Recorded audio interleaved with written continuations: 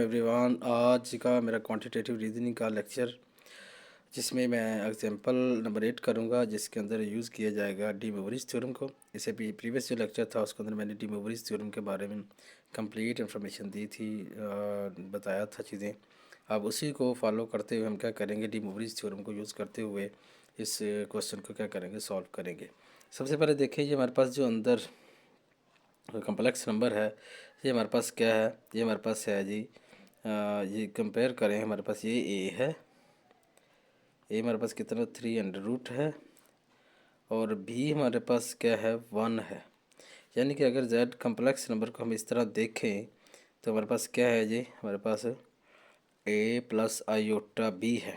इसके साथ जब इसको कंपेयर करेंगे तो हमारे पास क्या आएगा, ये जेड नहीं था, जेड की पावर यहाँ पर क्या होगी 5 होगी। ठीक है, ये हमारे पास क्या होगा, जेड की पावर 5 थी। ठीक है, अंदर जो 5 बनेगी हम क्या करेंगे, सॉल्व करेंगे। अब जब इसकी पावर लेंगे तो सिंप्लीफाई कर लेंगे, यानी कि अंदर वाला जो वैल्यू हमारे पास क्या है, जेड है। अब देखो, जब ये जेड होगा इसको ऐसे लिखा जाएगा यहाँ पर इसके मुताबिक 3 अंडर रूट प्लस आयोटा है ना, जेड ये। अब जब इसकी पावर लेंगे दोनों तरफ क्या आ गया, 5 आ जाएगा। लो, जब हमने क्या करना है, इसको सॉल्व करना कैसे कम्प्लेक्स, पहले हम क्या करेंगे, इसको पोलर फॉर्म में कन्वर्ट करेंगे। पोलर फॉर्म क्या होती है वो देखें ज़रा, हमारे पास होती है जी Z is equal to r into cos theta plus iota sine theta होती है, ये पोलर फॉर्म होती। अब यहाँ पर हम क्या करेंगे, और फाइंड करेंगे, इसको आप कह सकते हैं इक्वेशन 1 कह दें। अब हम क्या करेंगे यहाँ पर इसको ये कह दें, ठीक है जी, ताकि हम यहाँ पर वैल्यूज पुट कर लेंगे ना इसकी जगह। तो क्या करेंगे, जेड हम आर फाइंड करेंगे। आर का फार्मूला क्या होता है, ए, यहाँ पर ए भी यूज़ कर रहा है तो यहाँ की ए का स्क्वायर प्लस बी का स्क्वायर और इसका रूट आ जाएगा। अब जब हम ए का स्क्वायर लेंगे तो ए हमारे पास कितना 3 अंडर रूट है, उसका स्क्वायर प्लस 1 है, उसका स्क्वायर हमारे पास ये आ गया 3 अंडर रूट, और ये स्क्वायर कट जाएगा तो हमारे पास 3 प्लस 1, तो इसका मतलब क्या होगा हमारे पास 4 अंडर रूट। ठीक है जी, अब हम क्या करेंगे, इसका रूट लिखेंगे तो क्या आएगा 2। इसका मतलब आर की वैल्यू हमें क्या मिल गई 2 मिल गई। आगे हमने क्या करना है, इसका थीटा फाइंड करना है। थीटा का फार्मूला मैं पहले बता चुका हूँ पिछले लेक्चर्स के अंदर, क्या होगा tan इनवर्स बी ओवर ए होगा यहाँ पर, क्योंकि y की जगह b है और x की जगह क्या है हमारा a है। तो ये फार्मूला बनेगा theta is equal to tan inverse b हमारे पास कितना है 1 है, और a हमारे पास क्या 3 अंडर रूट है। ठीक है बच्चों, ये हमारे पास आ गया। अब देखें, प्रीवियस जो एग्जांपल थी जो मैंने पिछले लेक्चर के अंदर अपलोड की थी, वहाँ पर मैंने बताया था कि tan इनवर्स 1/3 का होता है हमारा 30 डिग्री होता है। ठीक है बच्चों, ये 30 डिग्री आ गया। तो अब देखिए यहाँ पर एक्स भी हमारा पॉजिटिव, वाई दोनों पॉजिटिव है ना, एक्स वाई पॉजिटिव है, तो इसका मतलब फर्स्ट क्वाड्रेंट पे है। तो क्या है, अब इसको थीटा की वैल्यू और आर की वैल्यू हम क्या करेंगे, इस 1 में पुट करेंगे। फ्रॉम 1 वी गेट, तो क्या मिलेगा जी, z इज इक्वल टू हमारे पास आएगा आर की जगह 2 आएगा cause 30 degree plus iota sign 30 degree. अब हम क्या, हमारे पास क्या है, इसकी पावर दोनों तरफ क्या करो, स्केयरिंग करो, पावर 5 ले लो, taking power 5 on both side. तो क्या आएगा, z हमारे पास वो ए फॉर्म बन जाएगी ना हमारे पास, z की पावर 5, तो इज इक्वल टू इसकी 2 into cos 30 degree plus iota sign 30 degree, और सारे की पावर क्या लेनी है हमने 5। ठीक है, अब हमने क्या करना, पावर इनकी इसकी अलग कर दे, इसकी अलग कर दे, यानी कि 2 की पावर क्या आएगी 5 आएगी into cos 30 degree plus iota sign 30 degree, सारे के पावर 5। अब डी मोवरिज थ्योरम क्या कहता है, ये जो पावर है ना, ये क्या करेगी 30 यानी कि थीटा के साथ मल्टीप्लाई इधर भी हो जाएगी, इधर भी मल्टीप्लाई हो जाएगी। इसे यूजिंग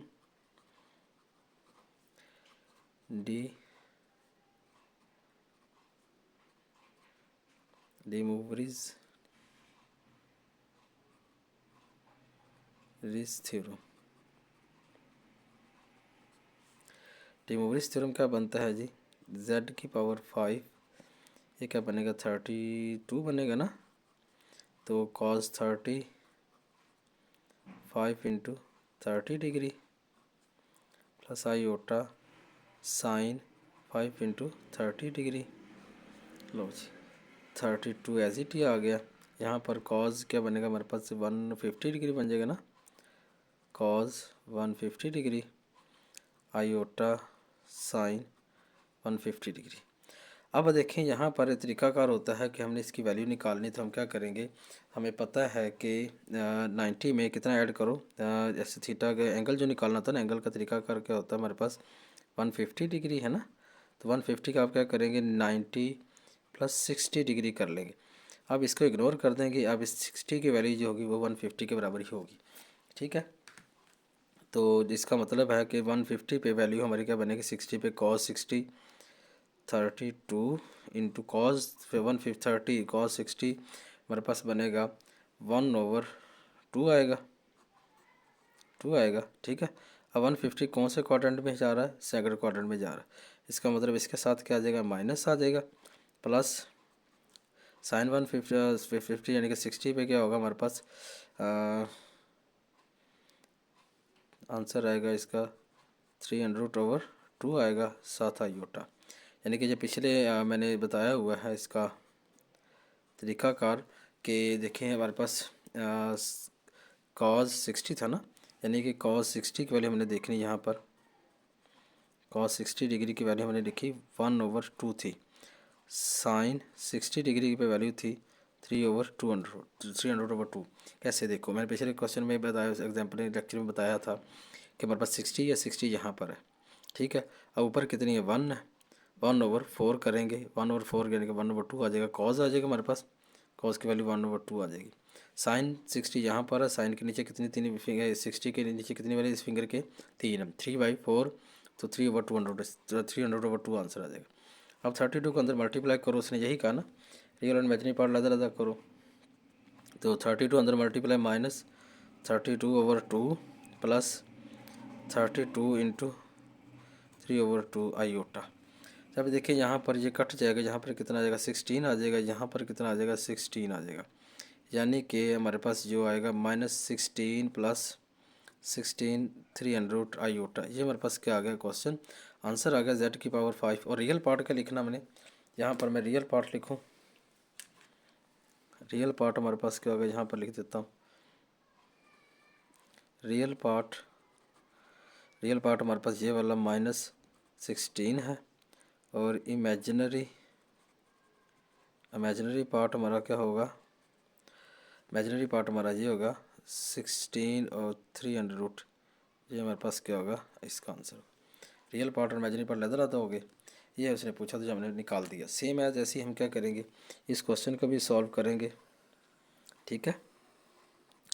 क्या होगा जी, हमने इस क्वेश्चन को क्या करना, सबसे पहले इसको कह लेंगे Z1, इसको कह लेंगे Z2, यानी कि इसको ऐसे लिख सकता हूँ मैं, कैसे वाला Z1/Z2, ठीक है, इसकी पावर 8। अब यहाँ पर लिख देता हूँ Z1 हमारा क्या चीज़ है जी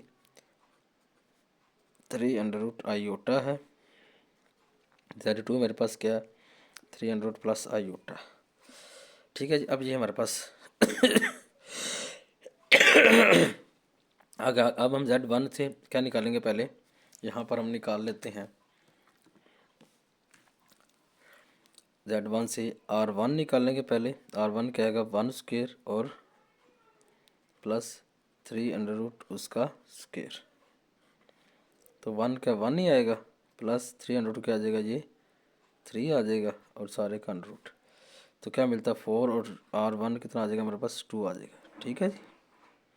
अब इसी तरह सेम थीटा, हम थीटा निकालेंगे, थीटा हमारे पास क्या आएगा जी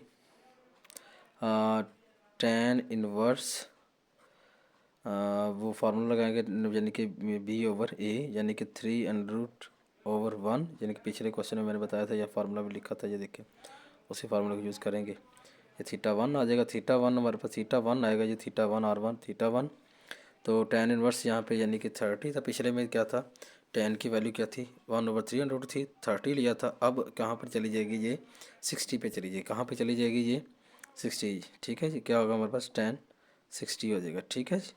tan इनवर्स आप देखेंगे, tan इनवर्स tan 300 कहाँ पर आता है, वो 60 पे आता है, सेम इसी तरह अब हम क्या करेंगे, Z2 से क्या निकालेंगे, R2 निकाल लो। R2 हमारे पास क्या होगा जी, 300² प्लस 1², तो क्या आ जाएगा हमारे पास,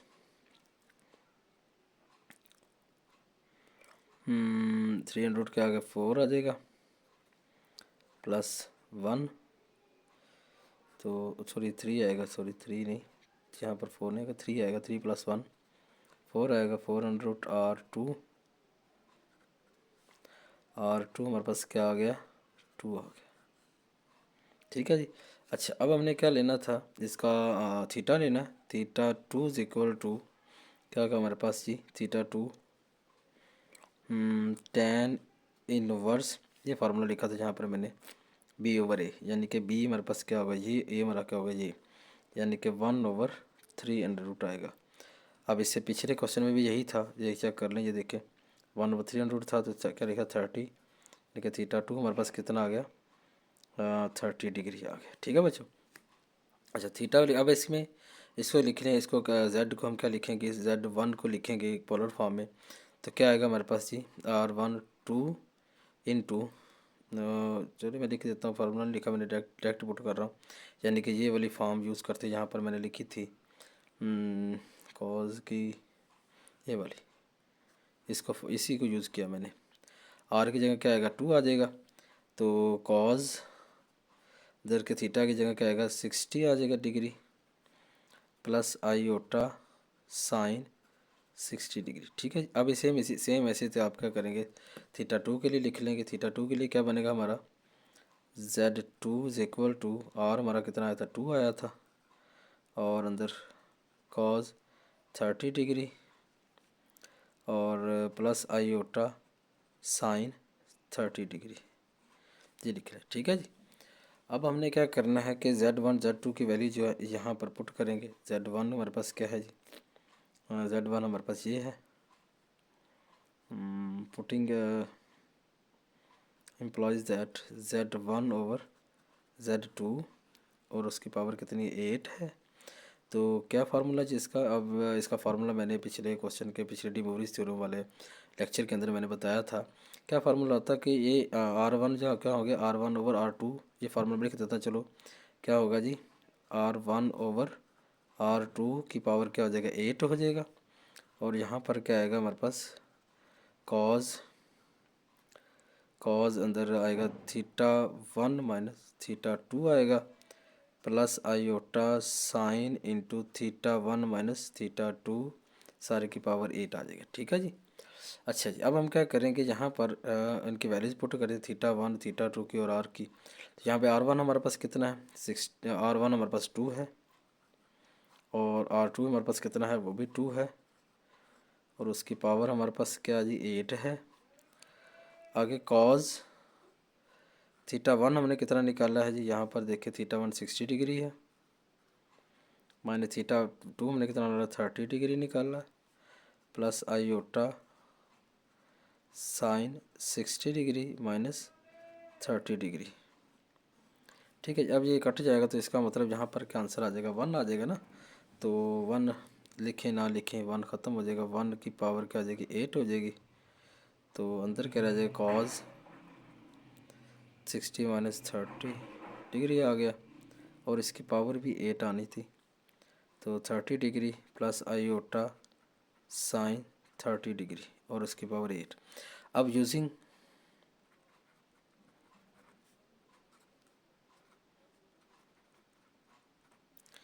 वरीज थ्योरम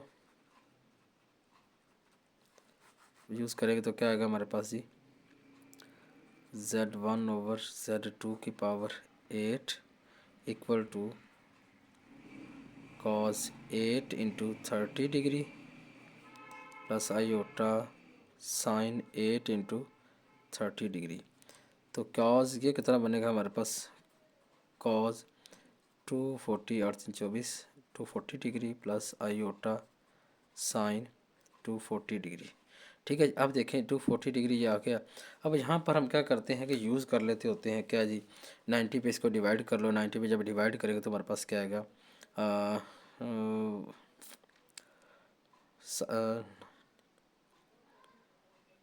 90 पे नहीं 240 है तो 180। हाँ देखिए हमने कोशिश करने के किसी पे डिवाइड करें 90 पे नहीं, 90 पे करेंगे तो 9 2 18, 3 करेंगे ज़्यादा हो जाएगा तो 3 पे भी करेंगे तो कितना आएगा हमारे पास, 2 पे करेंगे तो 180, यानी कि डिवाइड कर लें इस तरीके से 240 डिग्री माइनस 90 डिवाइडेड बाई 90 करेंगे तो कितना आएगा 9 टू 180, कितना आ जाएगा 60 डिग्री हमारे पास आ जाएगा। तो इसको हम लिख सकते 90 टू 180 लिख सकते हैं इसको हम एंगल को, यानी कि 240 डिग्री को हम लिखेंगे 180 डिग्री प्लस 60 डिग्री। हम क्या करेंगे इसको इग्नोर कर देंगे, इसकी वैल्यू देख लेंगे, यानी कि 240 की जो वैल्यू होगी वो 60 पे वही वैल्यू होगी जो 240 पे है। 60 की वैल्यू जो है वो 240 की वैल्यू होगी। ठीक है, हम डायरेक्ट लिख सकते हैं, यानी कि वैल्यूज इसकी क्या लिखेंगे 260 की वैल्यू 2 cos 60 पे हमने जहाँ वैल्यू निकाली भी थी पीछे, हमने 160 पे थी हमारे पास यही वैल्यू थी, 60 पे हम जो वैल्यू निकाल चुके हैं पीछे वाले लेक्चर पीछे वाले क्वेश्चन के अंदर 150 था तो 90 60 पे हमने वैल्यू निकाली थी यहाँ पर। अब देखो 240 लाई कहाँ पर कर रहा है, जी किस में जा रहा है, थर्ड क्वाड्रेंट में जा रहा है, किस में जा रहा है 240 किस में जा रहा है 180, 240 जा रहा है हमारे पास 180 में ऐड करने से 60 किस में जा रहा है थर्ड क्वाड्रेंट में क्या होता है कॉज नेगेटिव होता है और साइन भी नेगेटिव होता है। इसका मतलब इनकी वैल्यू क्या लिखी जाएगी, हम लिखेंगे -1/2। ठीक है, जो वैल्यू मैंने यहाँ पर लिखी थी आपको याद होगा, जहाँ पर बताया था मैंने कॉज 60 पे 1/2 और साइन 240 भी क्या होगा -i/3√2 आएगा। ये हमारे पास क्या था, ये हमने क्या निकाली वैल्यूज निकाली, ये आपके रफ अमल के लिए था, आपको समझाने के लिए था, ये नोट कर लीजिएगा। ठीक है जी। अच्छा अब हमने क्या करना है जी आगे, इसको रियल और इमेजिनरी पार्ट लहदा करना है। Z1/Z2 की पावर क्या थी 8 थी। अब हमने क्या करना है रियल पार्ट के लिए, रियल पार्ट लिख दो लहदा और इमेजिनरी पार्ट लहदा लिख दो। क्या है जी हमारे पास रियल पार्ट क्या आएगा इसका, रियल पार्ट हमारे पास -1/2 है और इमेजिनरी पार्ट कौन सा है, इमेजिनरी पार्ट हमारे पास ये -3√2 है।